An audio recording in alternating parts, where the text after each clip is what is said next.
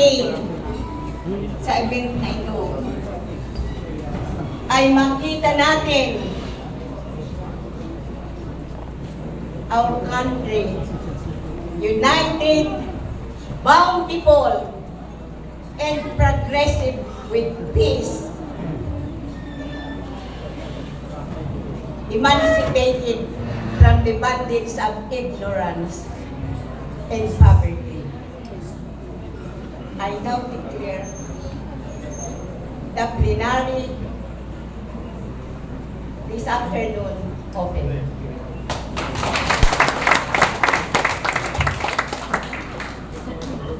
Base po doon. This gathering was declared a Constituent General Assembly with all the powers. With all the powers.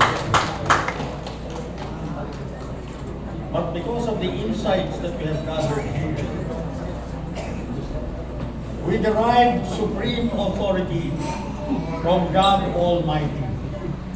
Even the provision of the Constitution is a derivative. Sovereignty resides in the people, and all government authority emanates from them. That is the difference. While sovereignty resides in the people and all government authority emanates from them, we recognize the Supreme God Almighty as the very source of that authority. Yes. As we are assembled here this afternoon, we constitute a Constituent General Assembly with all the powers in our hands. We are exercising direct democracy. That is why in the options that were lectured to you this morning, option 1 up to 5, Kita rito, you will verbalize according to your sectoral interests, the resolutions that you want to pass in this august body, and all the resolutions that will be passed in this plenary session will be respected and will be implemented as solutions to our problem. Thank you. Thank you very much, Bishop Nilo Tayag. Bilisan po natin para maintindihan ng lahat. Ito'y recap lang po ng ating present na solution kaninang umaga. Pakinggan po natin mabuti at kagaya ng sinabi ni Bishop Nilo Tayag, mamimili po tayong lahat.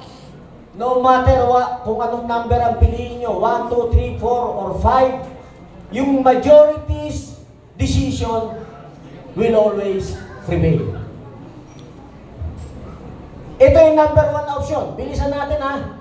Uniting the people by our Balitribo program under IRA 8371 to invoke self-government and self-governance, exercising our self-determination as guaranteed by this Act and UD and RP. Present po ito ni Raja Sulaiman kanina, present rin ni Brother Perde kanina, yung Republic Act 8371. Ito po yung option 1. Supporting our MNLF once and for all to fully implement the Tripoli Agreement. Present po ni Brother Perde kanina. Okay. To help our CPLA to bring back their full autonomy to protect all ancestral lands domain in the whole Cordillera. Bakit po natin gagawin yung 1, 2, 3? Para ma-stop na yung continuous land grabbing and bring back all the ancestral land to all our IPs and ICCs. Yan po yung option 1. Tandaan po natin sa bawat option may timeline. Para alam niyo po, yung nababagalan, yung gustong mabilis, yung gustong gawin ito, i-respeto po natin kayo. Okay? Timeline, unknown. Bakit siya unknown? Since there is a plan to abolish the National Commission for Indigenous People, NCIP, and current issues in BARM. Alam niyo ni General Mo, may current issues sa BARM. So maaaring matagalan siya. Okay, tanong ko po, nauunawaan niyo po ba yung option 1? Yes! Ulitin ko, nauunawaan niyo pa yung option 1? Yes! Okay, let's go to option 2. Option 2. Gathered or documented evidences of all cases involving the executive and legislative branch for all the culpable violation the Constitution. Na-discuss kanina ni Brother Perdi. May mga violation. Then file multiple cases in Supreme Court. Actually, itong option 2, ginawa na ng People's Initiative. Naka-file na ito. Matagal nang ginawa itong option 2 ng People's Initiative. Naka-file na sa Supreme Court at natutulog doon. Hindi nila papatulan yan. Kaya yung timeline natin, unknown as legal battle is in Supreme Court, will be delayed by evil oligarchs and evil politicians. Tanong ulit, naiintindihan niyo ba yung option 2? Yes! Ulitin ko, naiintindihan niyo ba yung option 2? Yes! Okay, let's go to option 3. Bilisan natin. Gathered 7 million signature. Representing Brother Perdi, 10% of the registered voters as required under RA 6735. Call for a referendum of amending RA 6735. Once a referendum is granted, the people can directly propose, enact, approve, or reject in whole or in part the Constitution, laws, ordinances, or resolution passed by any legislative body upon compliance with the requirement of this Act, which is affirmed, recognized, and guaranteed. If the government denied a referendum to amend RA 6735, the people will not vote in May 2025. Yun ang pwede natin. Ayaw nilang ipa-amend eh. Ang tagal nila. So, kaya ba natin na i-declare? Huwag tayong bumoto sa May 2025. Yes! Para mapilitan silang i-amend yan. O tatanungin niyo uli ako ng timeline. Unknown. Hindi natin alam. Kasi sa natin siya ipapay sa Supreme Court at saka sa COMELEC. Legal battle, nandun pa rin. So, sinong kalaban natin? Evil oligarchs and politicians. Kasi, pag inamend yan, sila yung direktang maaapektuhan. Right or wrong? Yes. Tanong, naintindihan niyo ba yung option 3? Yes. Tanong ulit, naintindihan niyo yung option 3? Yes. Oh, let's go to option 4. Option 4. If the government will not see great number of people on the street, they will not be alarmed. Maganda ang petition, maganda ang sulat, maganda lahat yan at makakatulong yan. Ang tanong, kung papatulan nila para pag-usapan o hindi, yun ang di natin masasagot. Under People's Initiative, gathered 1 million warm bodies on Freedom Park supported by the military. Strictly no politics. Walang sigaw na pababain si BBM, take over gobyerno, walang ganon. Walang sigaw na sinusuportahan ng iba si President Duterte, mga Duterte. Walang ganon. Tahimik tayo. Tahimik po tayo. Wala pong politika rito. Hindi natin sasamahan ng politika. Ayaw natin ng politika. Doon na tayo nalugmok eh. Okay? Number 3, showing placards of all major problems in our country. Calling the immediate attention of the President to the people. Nakita niyo yung mga problema. Ang nakalagay sa placard natin, mahal na Pangulo, kausapin muna ang taong bayan. This is the time, kausapin muna yung taong bayan. Pag hindi siya dumating, if the President will not heed to the call of the people will invoke the provision in our Constitution, putting the whole military under civilian control due to country's problem of uncontrollable corruptions, violating the people's inherent and constitutional rights. Pwede bang gawin to? Pwede! Taong bayan ang nagbibigay ng authority sa gobyerno. Kung taong bayan ang nagbibigay ng authority, pwede nating itas. Pwede natin panumpain. At alam ko, ang military magkakaroon ng wisdom yan. Kasi amenable naman sila, maraming problema sa bansa. Ito, magliligtas sa military. Hindi ito military takeover, hindi ito military adventurism, hindi ito co-data. Pwede sabihin ng military, wala kaming magawa. Taong bayan na nagtas sa amin eh. Ngayon, tinanggalan ba natin ng power ang presidente? Hindi. Tinanggalan ba ng power natin ang judicial? Hindi. Legislative? Hindi. Function kayo. Pero wala na kayong control sa military. Bakit? Eh, ginagawa nilang panakot sa taong bayan para gawin ng tama, pulis at military. Right or wrong? Okay. The executive branch can still function, civilian, only take control over the military. Option 4 to. Tanungin ko kayo, naiintindihan niyo ba yung option 4? Yes. Let's go to option 5. Option 5. Pula yan, ha? Nakapula yan.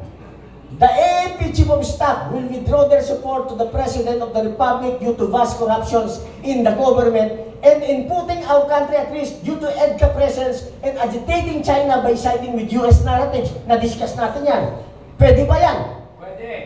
Example given, panahon ni Joseph Estrada, nag-withdraw lang si General Angelo Reyes, tapos ang boxing, umupo si PGMA. Pwede. Pero nung time na yon, walang presence na malaki ang US.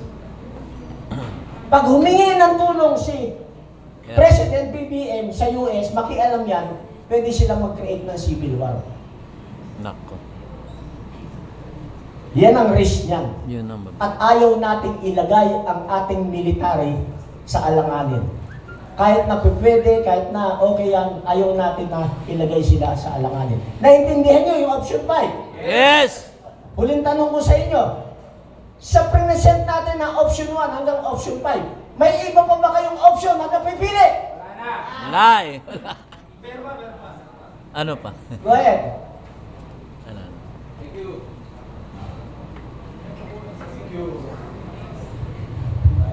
Mr. Chairman, since naiintindihan nila lahat yung option 1, 2, 3, 4, and 5, Mr. Chairman, I move for a resolution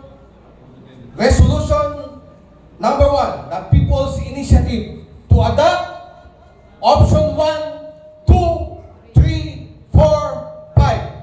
I move for the approval and adoption of this resolution. We second the motion! We second the motion! May comment lang. You have an objection? No, it's not an objection, but a comment on option 4. Okay. Meron kasi, pakibalik lang yung option 4. Meron kasi yung number... Number siya. Number 4.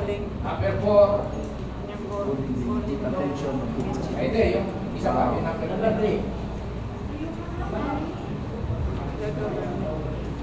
Ito, yung itong item number 4. May suggestion ako, instead of the people will not vote, whoever denies the referendum sa mga, di ba, sa Congress, mga congressmen, no?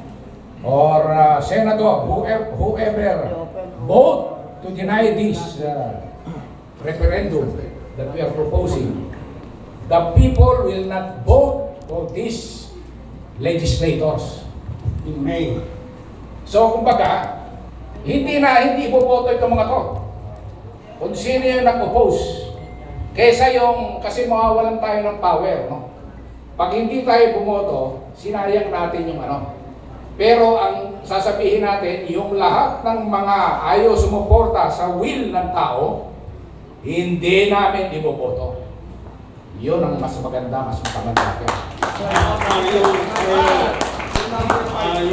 You are moving for an amendment. Yes, Mr. Chair. Number 4. Number 4, amendment. We will still vote, however, we will not vote for legislators who will oppose the will. What is your position about the amendment, your proposed amendment? Para nandun pa rin yung aming power. Okay lang. Hindi lang po. Amendment lang naman. Kami lang po. Okay. Ay, So, strike out natin yung hindi, yung 4 is amend lang natin. We will still vote. Can you repeat the amendment? The amendment is on item number 4. Instead of the people will not vote in May 2025, They will still vote. the people will still vote but will not vote for the legislators who will oppose the will of the people, which is yung proposal natin. No? Is there any objection to the amendment? No objection. Seconded. Hear an objection. Seconded. Okay. The amendment Since- is hereby I move again passed. for the second time around Okay. to adopt option 1 to 5 as amended. In toto. Amended, i-amend natin yun. In toto. In toto. As amended. Do I hear a seconding? Suggestion. Second. Suggestion lang, suggestion. Yes, but I want to. Walang Suggestion lang, suggestion. The reason I am seconding 1 to 5 because we are not in control of everything that will happen in the future. So that means that whichever happens in the future, whatever happens there, we have available options. In fact, I also make an amendment that in case there are situations that will happen that will not be controlled in the future, we can still make additional provisions that will be available to us, subject to the approval of the General Assembly. the General Assembly. Kasi hindi po natin alam, hindi natin kontrol lahat. There may be there are assumptions that may, situations that may happen. Hindi po natin kontrolado yun. So, pag malilimit na tayo dyan. O kaya sinasabi namin, adapin natin lahat yan kung ano po yung applicable na doon sa mangyayari, i-apply. Kung meron pang mangyayari na wala dyan, subject to the approval of the Assembly. Yun lang po. Okay. It has been moved and seconded that we adopt options 1, 2, 3, 4, 5 in total with the amendment that was passed also. Suggestion lang. Is that an objection? Suggestion lang, suggestion. May We will entertain that. We will not be strict with our parliament. Suggestion lang, baka pwede nating idagdag sa gagawin po nating resolution na ano, magiging laban. Suggestion lang na baka pwede nating ilagay o dagdag na demolish party list. Mamaya na. Yun, pwede. Okay, ganito. I will make a clarification. Options 1 and 2, 1 to 5 have been passed and have been approved. Has been moved and seconded that options 1, 2, 3, 4, 5 have been approved by this assembly as amended. Do I hear any objection? No! Objection!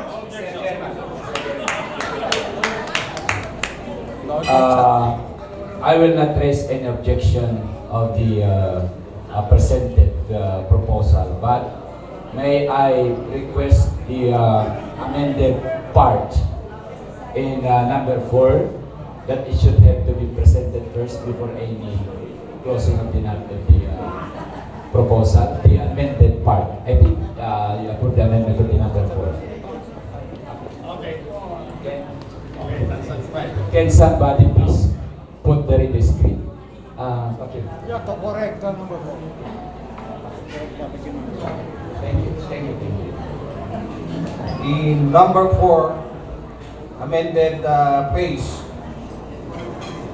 If the government denied a referendum to amend RA 6735, the people will not vote for the legislator who will not support the will of the people. 2025. 2025 election. Clarification. Okay, I want to make a clarification. The chair wants to make a clarification that it does not, the approval of the 1, 2, 3, 4, 5 options does not mean that we will not be considering new resolutions from the floor. And I am calling on Dr. Barroso because he has some resolutions to suggest or to, he has a motion. Dr. Barroso, Rescue warrior. Rescue warrior. Dr. Barroso has some resolutions with regards to the economy of the Republic.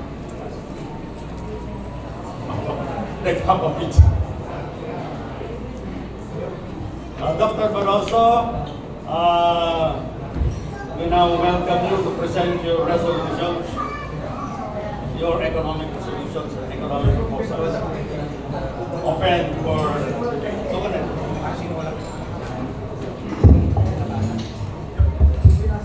We shall include our economic resolution. Okay. Amendment of number 4.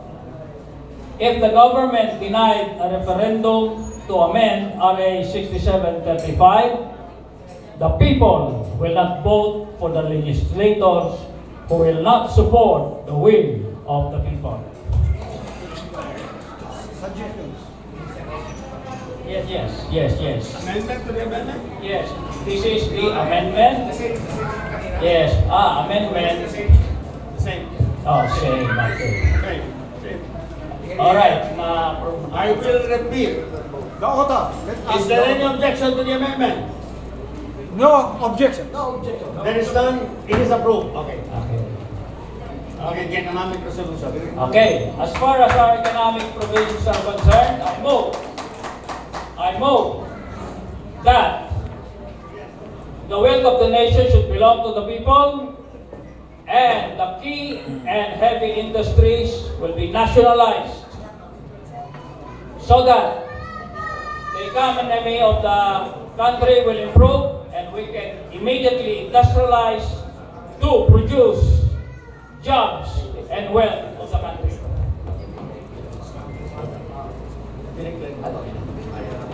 I have already declared this as a People's Congress with all the powers and authority that enshrined in our Constitution. Okay, you proceed. Yes, what I mean is, I move that we nationalize the key and heavy industries that was privatized, that belong to the people during the time of President Marcos Sr., so that we can have industrialization in this country to create wealth and jobs for the Filipino people. Do I hear a secondly? Okay, I will just give my manifestation. All of our concern regarding the development side, socio-economic side, ang pinupunto po nung 1, 2, 3, 4, 5 is baguhin muna yung gobyerno. Hawakan muna ng taong bayan. Pag nahawakan na natin, doon tayo magdadrop ng mga sinasabi ni Professor. Huwag natin isama.